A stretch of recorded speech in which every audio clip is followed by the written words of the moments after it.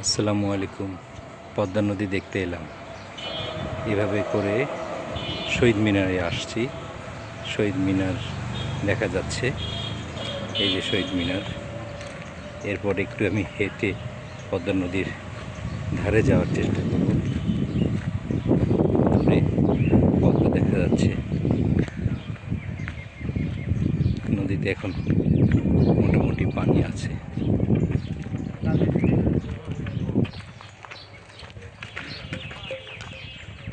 অনেক রোদ আছে, টেম্পারেচার 45 হবে। পদ্মা নদীতে কুকুরের আনাগোনা। এইটা ওয়াকওয়ে, নদীর ধার ধরে একটা ওয়াকওয়ে তৈরি করা হয়েছিল। সেই ওয়াকওয়ে শুনেছি অনেক দূর পর্যন্ত বিস্তৃত। নদীটা একটু দেখে নিই।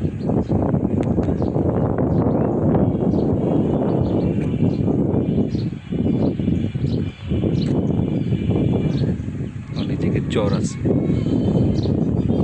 অনেক জায়গায় চর আছে। আরও অনেক দূর হাঁটতে হবে নদীর পানি ছোঁয়ার জন্য। দূর আমি যেতে পারি।